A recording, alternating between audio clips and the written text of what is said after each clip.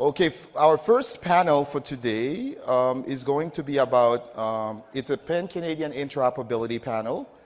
And I would like to welcome to the stage panelists Angela Tibando, Michael Tatto, Lee Burry, and then Quinn Mah.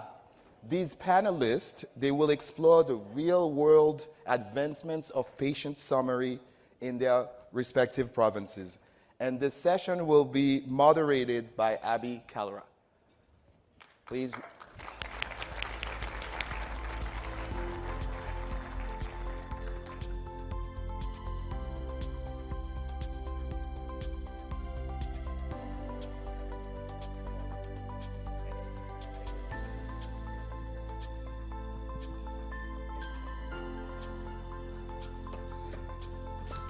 I carry paper too.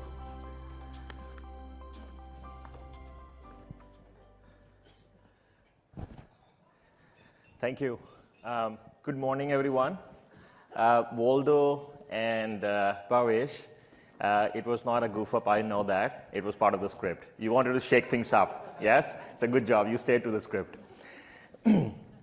My name is Abby Calra.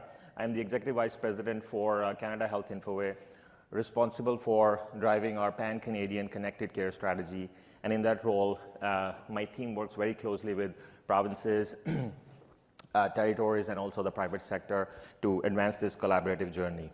I think Joe provided a very good overview of the tremendous progress that we have made over the last 18 months. And the next couple of sessions, our intent is to actually deep dive into some success stories on the ground, how some of these things are being realized. And this session is about patient summary. This session will focus on the local application of how patient summary is being implemented to the benefit of patients from their empowerment standpoint, how they can actually access their own record. This session will talk about how does it help the healthcare system when the information actually flows, and also the healthcare providers. We saw some numbers where less than 30% of the physicians are able to exchange information electronically. And truly, patient summary is actually a remarkable program because you can truly call it a Pan-Canadian program. This is the first official Pan-Canadian standard, that we released together. And we're trying to make sure that, the private sector and the jurisdictions, they start to implement that in a common unified manner. It's my pleasure to introduce our distinguished guests. Each of them are driving innovation within their areas with their teams. And there's lots of work on the ground. So I'll start with Angela Tibando, Senior Vice President, Digital Excellence in Health, Ontario Health. Michael Tatto, Chief Digital Innovation Officer, Provincial Health Services Authority, British Columbia. Quinn Mah, Assistant Deputy Minister of Health Information Systems and Chief Information Officers, Alberta Health. Lee Burry, Assistant Deputy Minister for Corporate Services, New Brunswick Department. Together, they're all leveraging, their experience and expertise in strategy, policy, regulation, and healthcare delivery to advance some of these goals. I also thought, before we dive into patient summary, it's important to actually take a few minutes to actually reflect on some of the great work that we've all done over the last 18 months. I think Joe very correctly put this together.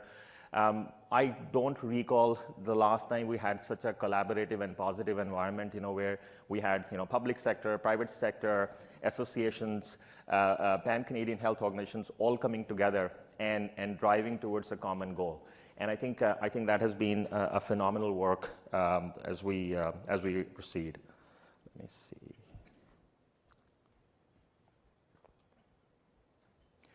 Okay, so when we look at how we started our journey in March 2023, officially when we launched the shared Pan-Canadian roadmap, I think that roadmap really worked a good job as an anchor to bring everybody together without getting over prescriptive into what everybody should do. We actually raised the bar and we said, okay, let's identify our 3 common goals that we want to accomplish.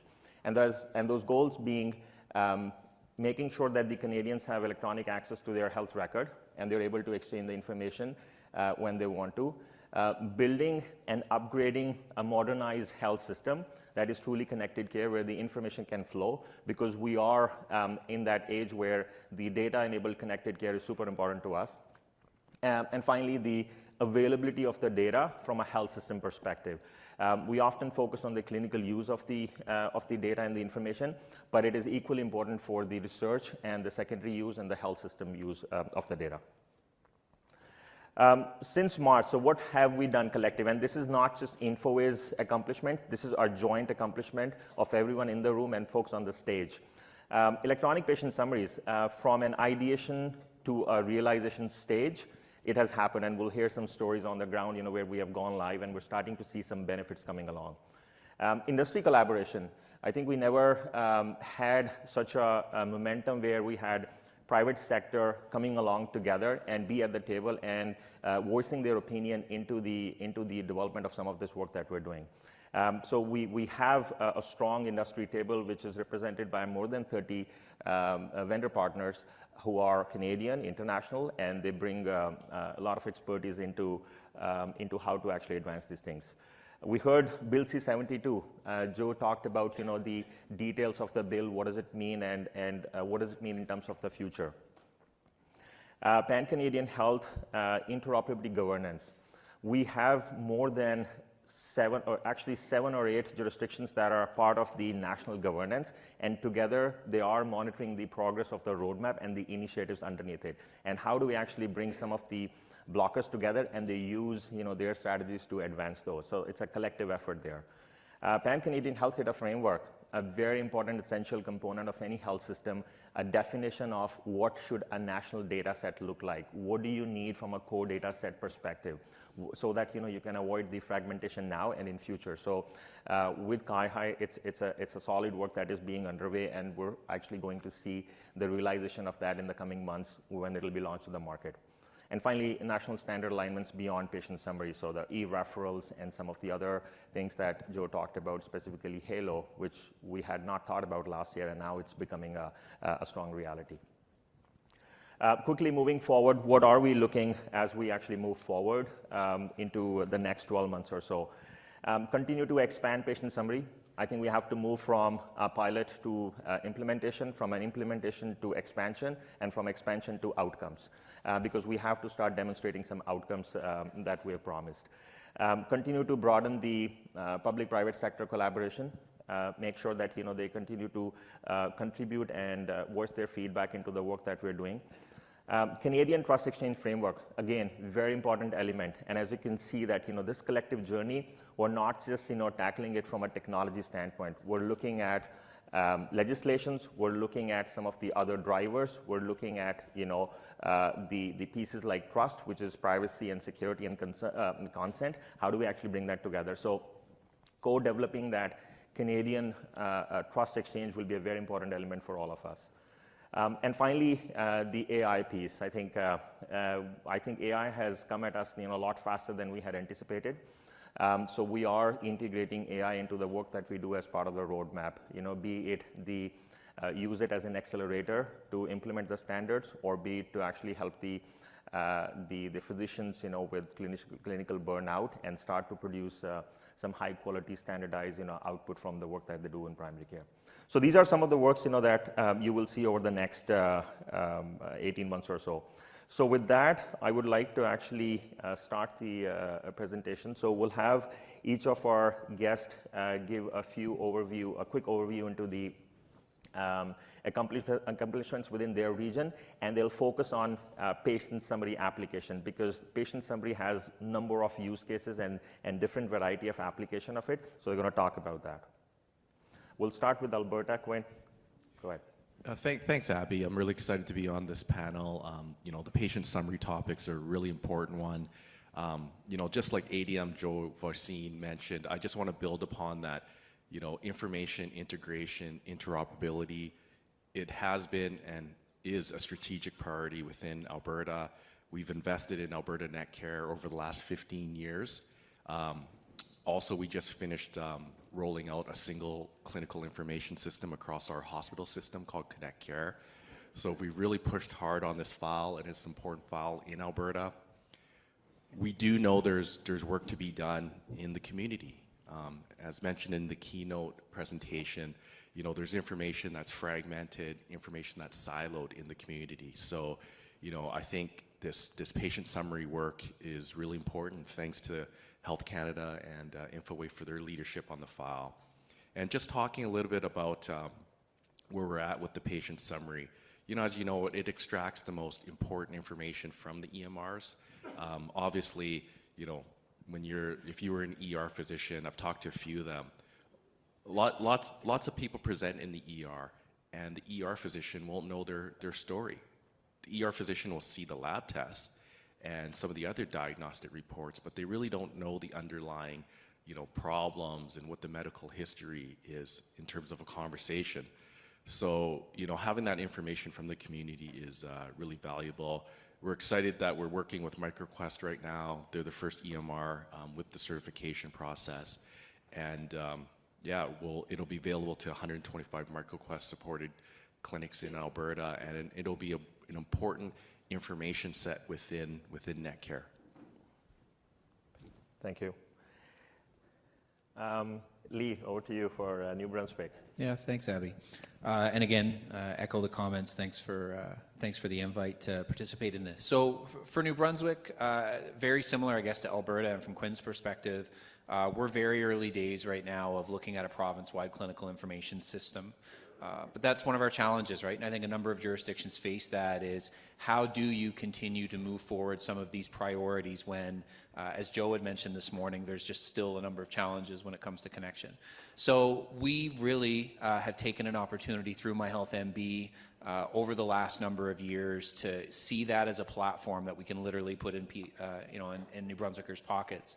And I'll get into a little more detail on this a little bit later this morning, but the piece that I would highlight here in the context of right now that's really important is that it's a patient-mediated patient summary. The power is really in the hands of that patient, which is really important.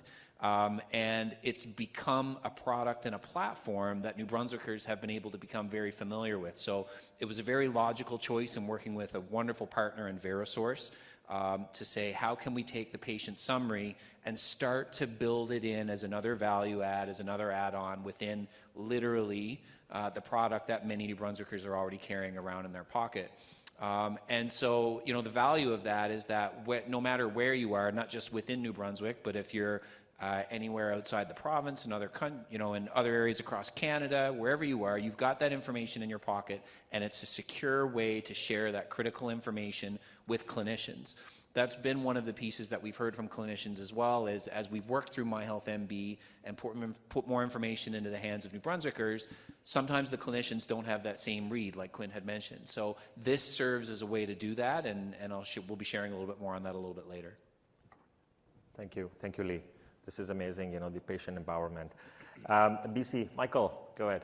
Sure. So for us, the summary message has always been kind of an important piece. But I think, if I look over the last year, we've had an opportunity to build up a lot of what we would call those building blocks, like we talk about in the connected care strategy there. And for us, it was this ability for us, because of the fragmentation, to look at the patient summary as that kind of bridge across the board. So we have, working with a lot of physicians, we had our partners with Doctors BC helped us get some good community groups together, kind of design the patient summary, the way it would look, how it would work, the flows.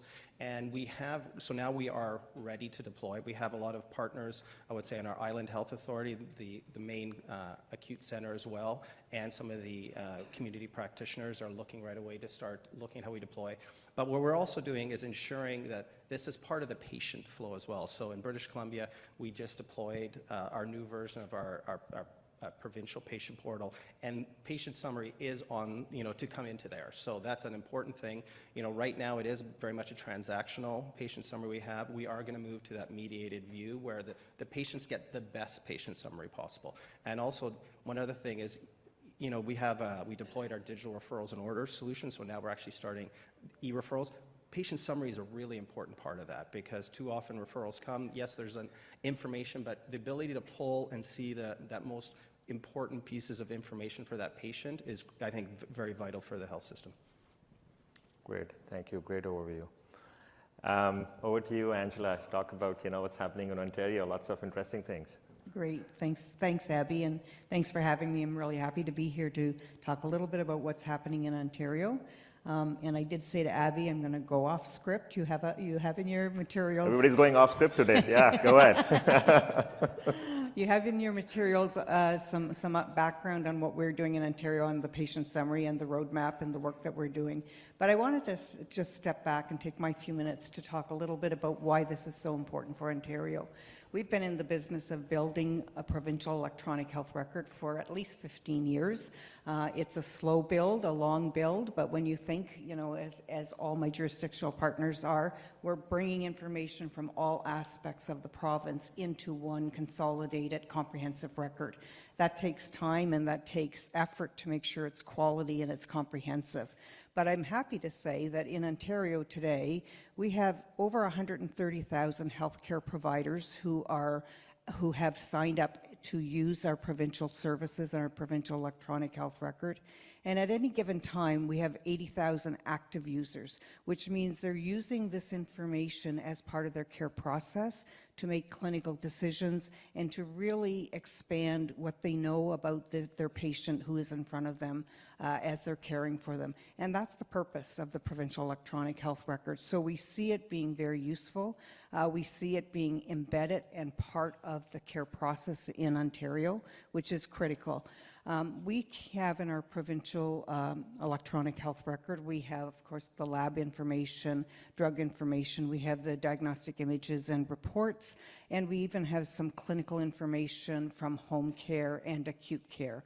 The major missing piece is information from primary care. And so we see the patient summary work around really getting consistent information about that patient so that we can work with our primary care partners on getting that information and getting that missing piece into the electronic health record. It's so important because we all know the stories of people who present in the ED and all they have in front of them is maybe the labs and the drugs, but no history about why or what conditions that patient may have. And so they're working on with the best information they have, but it's not complete information. And that's really what we're focusing on, is how do we complete that story, not just for healthcare providers, but for patients themselves. As we move into providing patients and citizens access to their own health information, that's a critical part of their story so that they and their caregivers can really take charge of their care process with the best information possible. So for us, the patient summary is a really important step in that journey, and we're very actively working with Infoway to ensure that what we're doing in Ontario is transferable, is aligned with others. We understand, our vendor community works across all jurisdictions, and a lot of the criticism we've heard from vendors is everybody does things differently, and it's very hard to manage that. And so we're working very actively with Infoway and partners to really get a better aligned process so that it can work for everyone across Canada. So a couple things there. Great. Thank you, Angela. It's refreshing to see, because last year, I think, and I'm sure some of the patient advocates and the patient partners out in the room, you would attest to this. This is something now focused purely on the patient side. How do we actually increase the patient empowerment? How do we actually enable the patients for mediating their own record? And I think these success stories are actually amazing testament to some of the work that the teams on the ground are actually doing. Let's get into a little bit of a Q&A. I do have a couple of questions to start with. How do you see, from a vision standpoint, where do you see patient summary would eventually go in the next 2-3 years? Because often we are accused of developing a lot of great pilots, a lot of great prototypes, limited production releases. How do we make sure that, this important initiative, and by the way, this is not just a Canadian initiative, this is internationally across all the countries, they are implementing this. So how do we make sure that, we see this through and fully adopt it and implement it and realize the outcomes, that we promise, for patients, for healthcare providers, for the health system? So what's your vision around that? Quinn, you want to start? Sure, I'll start. And think about that question. I really think it's around continuity of care. The patient summary is really there to support continuity of care. We know that health information is the glue within our health system. It is somewhat fragmented. However, when you travel, you may get into an injury with another country. So it would be really good to have the patient summary as part of a patient portal. After all, it is your health information. So, I think that patient summary really is important, even with, outside of your current jurisdiction, and care providers being outside, of your care circle, being able to access that information and provide care. Quickly. Yeah, so it's a common reality across the country that there's a lot of patients that still don't have a primary care provider. And I think the vision, certainly in New Brunswick, is to make sure that we equip patients with as much information as they need to have that seamless journey, whether or not that attachment piece is there right now. New government within recent weeks, very excited to move forward on the primary care side around collaborative care clinics, bringing that patient family home together. I see this as a key element to that. The other piece that I would highlight as far as how do you make that vision a reality, we need more hockey players. And I would also say we need to make sure that we have more spectators on board. And the reason I say spectators as opposed to fans is I'm not sure they're all fans yet. But we've got to work with them to get them there. I used to be, when I would come home from being away for a few weeks here there in high school, I used to be that kid that I'd go home and my mom and dad would say, hey Lee, neighbor next door, power went out 2 weeks ago, I need you to go reset the VCR, the clock on the VCR. They had no idea how to do it. And so probably about a month and a half ago, I was with my wife and we're headed to brunch for the family. And after all this time, because it hasn't been yesterday, only now were they realizing My Health MB and what are some of the values. So here we are around the kitchen table. I'm trying to help them set up My Health MB. One of them had all kinds of success. The other one ended up getting stuck in her email. And then the third individual, the siren was going off and they were about to call 911. So, there's a variety of different levels of literacy there that I think are important. Even as we drive the value, it's got to be a really positive and seamless experience for them. So we're really committed on, that ease of use thing to shift spectators to fans as well. Fantastic, yeah, I think very rightly said. Michael. So I'm just going to take it from the like how do we get it more deployed? Like that's something I think about a lot when it comes to any of these interoperability pieces, because it's great that we get the standard, we see the vision, but then how do we actually get it to that network effect where everyone's on it? So I think there's a couple things that I'm very excited about. One of the things you did mention in passing is the Halo standard that we're working on. I think that's a real interesting model for us. We've actually built to prove out it would work, a patient summary application within there, integrating with one of our partner EMRs, and then pulling actually provincial information at the same time.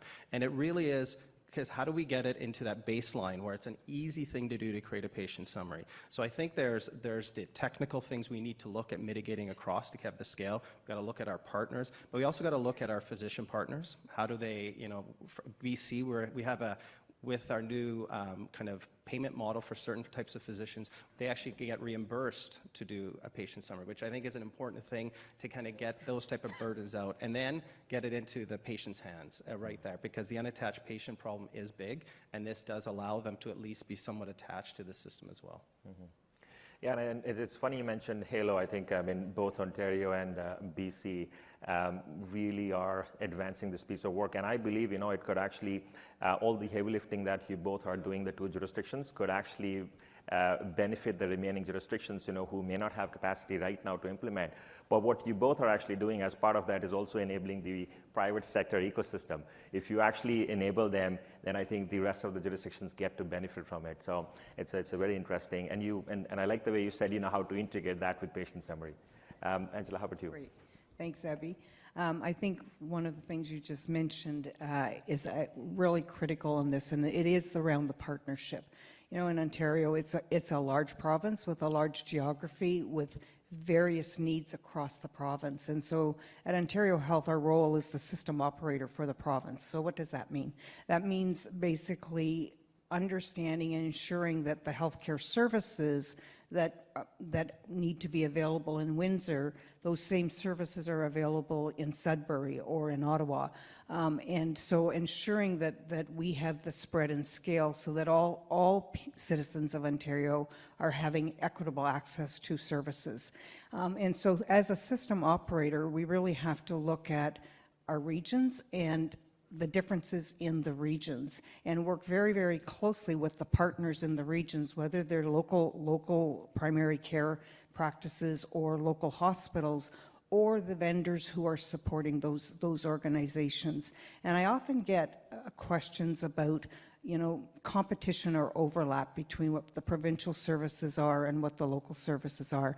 And in my mind, there's no overlap, but it does need alignment. The local organizations are providing care at that point of care and need health information for providing that service. Where at a provincial level, we have the view of that patient won't only just receive care in that one spot. And so how do you get the information to the next care provider or to the caregiver so that regardless of where they are, they have access to the information?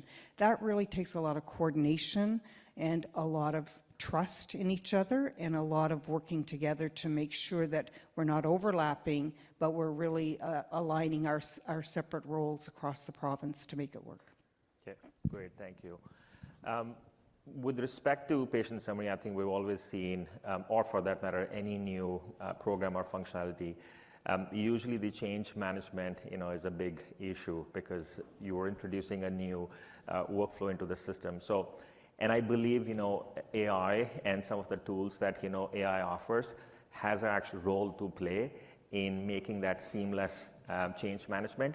And that requires out-of-the-box thinking. So how do you not force the change within the system, but outside the system and still get the same benefit? So what's your view and vision on that? Who wants to start?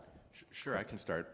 Before we get into the administrative burden AI piece, Angela and I were talking yesterday in preparation for the panel, and we talked a little bit about the change management required for clinicians to be comfortable to submit the information. Like usually there's resistance around privacy. Some clinicians may be sensitive that maybe they're being monitored or performance monitored. So we do need to do some change management and create more of a trust around the sharing of the information.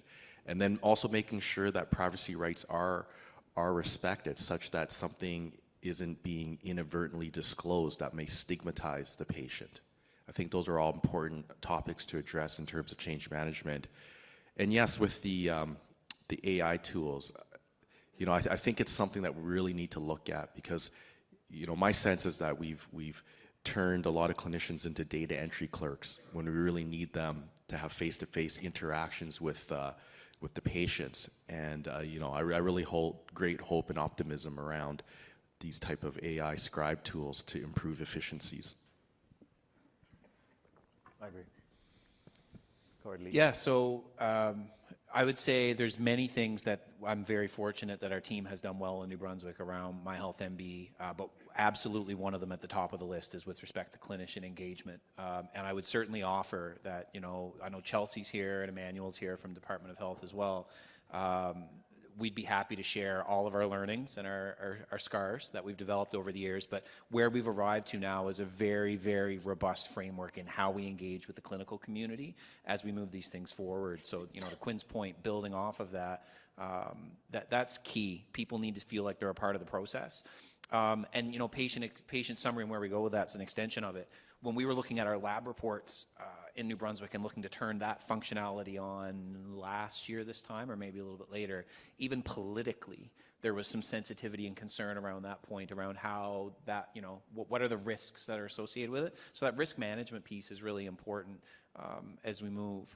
But I think it's about understanding all of the guardrails and the engagements and the conversations we've had with the clinical community to make sure we're moving in the right direction. And then the last piece I would say is, how do you know that the needles that we're moving are the right needles to be focused on? And that's, again, being plugged back in with our patient advocates in that network to make sure that we can do all of these shiny, new, wonderful things, but ultimately is it adding value where the system needs to add value right now? Great. And we'll make sure some of the learnings that you have to broadly share with some of the other stakeholders as well. Angela, do you want to chime in? Great, thanks, Abby. I'm thinking of the earlier conversation around when I think about change management of how we need to shift from a data custodian to a data stewardship role. How we need to think about data as from a protection and only make it available for what you brought the data into, to say it's an access tool. It is available broadly. And that isn't just flip the switch. That is really about ensuring that those whose data it is feels confident that that data is protected and can be shared appropriately. And with that, we need to build into our solutions and our services all of those pieces so that people can look at who's looking at the data if they want to. They can understand how their data is being used. And I think once we put those kind of things in place and make them available, the idea of sharing becomes, people become more confident in it because they know what it's being used for and how it's being used. So to me, I think that's a big area of change management where we've really moved, started the world from a collect the data but only use it for this one purpose to recognizing this data is valuable for many purposes and moving in that direction. But it will take a lot of time, not only with our clinicians, but also with the people whose data it is to feel confident with that. And we have a lot of work to do on that. Okay, great. Michael, do you want to chime in before we open up for broader questions outside? Yeah, maybe just one thing, because I think it's covered well. But I think what we found was working with our clinicians, and I will say having the app with them so that we could show, like, making it as simple as possible, I guess, is the key for what we were noticing. Because I think the initial fear was they were going to send this data away and they wouldn't have control, have time to edit it. And when they saw it, with what we were working with them on, they felt safe with it. We have tested out, which is kind of interesting, AI. So we have been modeling this. We have been looking at it. What does it look like if we honestly create as little work as possible for the physician to review it? Always give them the control at the end. And it does work. It's quite interesting across, provincial data sets, how it helps aggregate. It makes it a lot quicker. Is there a lot of work to still do? Yes, I think so. But I think you can see the future there. And I think it's kind of balancing, ensuring that the right controls are in place so that people feel empowered with this data, I think, is the key. Great. That was a great overview and an in-depth view of where you all are actually taking patient summary. So before I open up for questions from the audience, I do want to actually, this is my personal experience. I've been at this patient summary. It's near and dear to me for the last couple of years. Patient summary is not the silver bullet that will solve the connected care and interoperability issue, but it's a very strong foundational program that has both tangible outcomes, but it also starts to fix the foundation. It forces us to upgrade our infrastructure, it forces us to comply to certain standards, and it forces the ecosystem to actually come at a same level so that you can build on that. So I mean, that's my view on patient summary. So with that, let's open up for questions.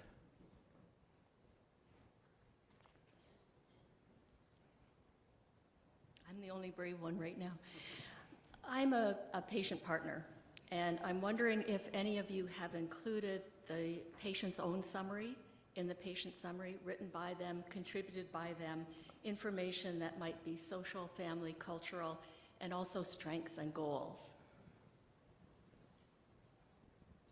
Anybody wants to take a? That's a great question. In Alberta, we have our My Health Records patient portal. And there's been some thinking as to what would the contribution be, but it's really uncharted territory. It's something that we really need to think through because it could provide an information conduit, back to a clinician team, as to some of the social determinants, of your health status. It's really important information, but yeah, early days. And there are examples at CAMH and Johns Hopkins. I'd be happy to share them. Thank you. We should. We will connect with you to learn some of those international stories. Thank you. Oops. Thank you so much.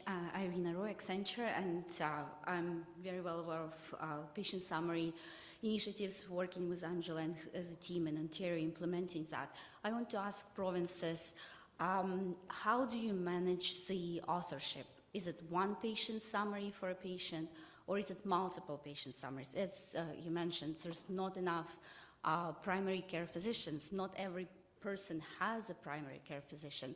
How do you manage the number of patient summaries and the authorship between doctors? Do you want to offer a view? So I think that's actually a fantastic question. It's one that's always made me think about a lot. I think right now we are keeping them very transactional, but I've been hinting a lot at what we're calling that mediated, provincial. I'm going to call it the best patient summary you can get if you had all the access to the information. That's what we're looking to be as our on-demand model. So it will definitely use the spec, but it'll have, I think, a bit of an amalgamation of things. Because, for example, one thing that we've done in our patient summary, where we've maybe gone a little further, is advanced directives. That was one of the things that the primary care doctors really wanted to make sure that we included, especially, MAID, some of these other kind of things that needed to be part of that patient summary were there. But that's kind of the model we're looking at, is like, how do we create what would be the best patient summary? I think that's what a patient wants, and maybe not 100 different versions of it. Not that that's probably a reality, but that's kind of the goal we're looking at, especially when you have provincial labs like we do, or pharmacy. When you have that aggregated information that your primary care doctor doesn't, I think it's a model that, we still use the same summary message, but it's that ability to aggregate it. And that's where we're actually looking when we are applying the AI portion of it. How does AI help go across all of these data sets to create that piece?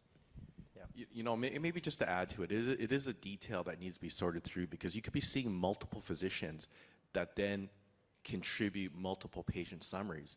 And there's a risk that there's an information conflict. One example could be allergies. One doctor could say you have this allergy, another one could say you don't. So, if you present in the ER, it creates more it could create more information confusion within the care team.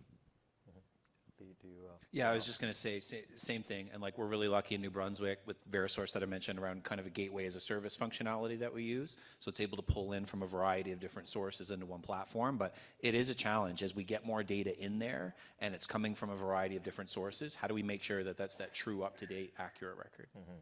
Yeah. And I think Angela had also spoken, I think in one of the discussions that I had, the collect once and reuse multiple times is the fundamental concept behind getting the information from the various sources, whether it's the primary care, someone who has a family doctor or someone who doesn't have a family doctor, but how do you get that information in so that the true source is maintained somewhere, so that next time when a walk-in patient is there, the walk-in doctor is able to get the true summary and the snapshot. Dawn, go ahead. Excellent, thank you. So first of all, Dawn Knight, Vice President of Digital Health for the Doctors of BC. We represent all physicians across the province. Michael's looking at me going, Dawn's going to ask a question about EMR vendors. I am. But for me, I first of all want to recognize Dr. Laura Phillips and Dr. Lisa Veras. They are two physicians that have been leading this work in BC for over 10 years. So I'm glad nationally you're catching up to them. So that is a great thing, but I think they need acknowledgement because they have been working on this for 10 years. We finally have the technology to support it, and that technology is not a fax machine. So that is a positive thing. As we go forward nationally, BC has 38 EMR vendor products. How do we afford to do this in a way that is not rolling the cost down to physicians? I know the answer, but I'll have Michael actually answer it. I know the answer. Thanks, Dawn. I think there's multiple layers of it. I think for us, one of the reasons why, third time I think I'm bringing up Halo, is how do we simplify that integration and that demand on the EMRs? I think we have to look also at, I would say across the country, how do we properly incentivize? How do we look at all of this work that's required to pull data out of EMRs? What is a thoughtful way of reimbursing people and companies and everything, and make it work across the board? So I know it's a bit of a, because Dawn and I have this conversation a lot, it's not an easy problem because we have so many, right? But I think that's why we're looking at something like Halo as a bit of an intermediary that can help simplify and kind of make a bit of a baseline across the board. Yep. Perfect. Thank you. Itisham. Hey, thanks, Abby. Itisham Qureshi, iConsulting, self-proclaimed digital health disciple, but I'm sure everyone else here probably says the same. So thank you, esteemed panelists. I think it's a great conversation. I love your footnote at the end, Abby, where you said, patient summaries aren't, isn't the silver bullet, but definitely helps form the structure that's required. And so building on that, I think earlier in your initial statement, you said one of the tangible things is this Pan-Canadian Trust Exchange Framework. So perhaps you can, or maybe some of your esteemed panelists can talk a little bit about that and really what are some next steps, especially when you're bringing this great, wonderful kind of partnership between vendors and jurisdictions, FPTs, and all that. Thank you. Sure, I can talk about that. So patient summary is a subcomponent or is going to be a beneficiary of Trust Exchange Framework. So if you're aware of some of the international jurisdictions, where Trust Exchange Framework has actually been implemented, and US being the closest one, they call it a Trust Exchange Framework Common Agreement. It is a trusted exchange, doesn't hold data, but it actually connects various settings. All trusted settings, you have to prove that you could be trusted, and you become part of that trusted network. And they're able to actually exchange information. And the beauty of that model is the information can actually stay in a centralized, so primary care information, acute care information, public health infrastructure information could sit wherever it is, but when the requester sends a request to get a comprehensive information about a patient, they actually get information from all the various sources, because they have layers of governance, data sharing agreement, and a legal agreement. That is applicable in US. In Canada, it is not 100% applicable. We have invested over $1 billion over the last 20 years designing certain patterns here. So we are actually currently working together to co-develop a framework that is relevant for Canada. But I think we have to solve the local interoperability at a regional level first, and then we have to talk about Pan-Canadian. So that's the direction we're going on the Trust Exchange Framework. Yeah, go ahead. I think we have time for one more. Hi, everyone. I'm Raj. I'm from BioAero. Thanks, everybody, for the beautiful conversation. As you were talking about the data ownership, so I was just wondering if we are thinking about giving the ownership of the data to the patients and having a central warehouse just acting as a custodian of that, if any of the provinces is working towards that, or if we have anything in place for that. Custodian model, maybe data stewardship. No, it's a great question, and I would just say, I'd point back to what Abby just said about the Canadian interoperability standard and our Pan-Canadian record. In Ontario, we do have many central places where the data is. It was developed for healthcare providers to access it, and we're now opening it up so that patients and citizens themselves can access that data. But it is their data. I think where we're looking at and where we need to do some work is around the policies surrounding the use of that data. So the data was developed and the systems and the digital services were developed around a policy framework of health information custodian and data use for a single purpose. So although we have a lot of data and a lot of data that's connected and can be used, without the supporting and aligning policy framework, you can't just use it. And so we're working very closely with our provincial partners, and we've heard some of the work happening within Health Canada to really get the policies and the data sharing aligned, and I think that's a key step. Great, thank you. All right, I see we're 1 minute over time, but this was very engaging conversation. I think the views, your vision in terms of where you want to take patient summary, it is quite informative. I really want to thank you for your efforts, and I think often, we talk about the challenges and the failures, but the hard work that goes behind making some of these happen. So your leadership and your teams, working day and night behind this, let's applaud their effort, for the work that is made.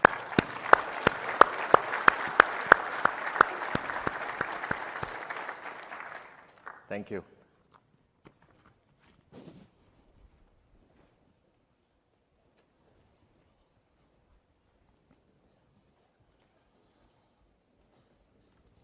Thank you.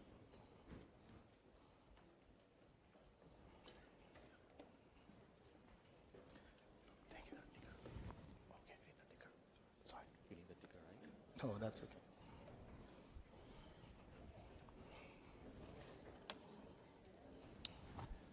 I don't know whose phone is this one.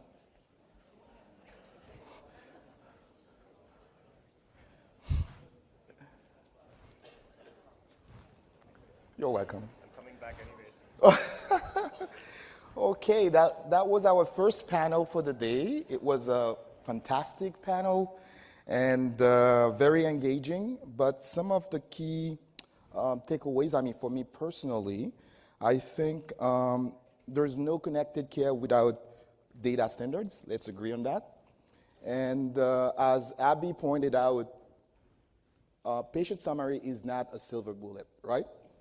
Nonetheless, as a standardized collection of patient information, I think it will enable clinicians to provide more informed and consistent care.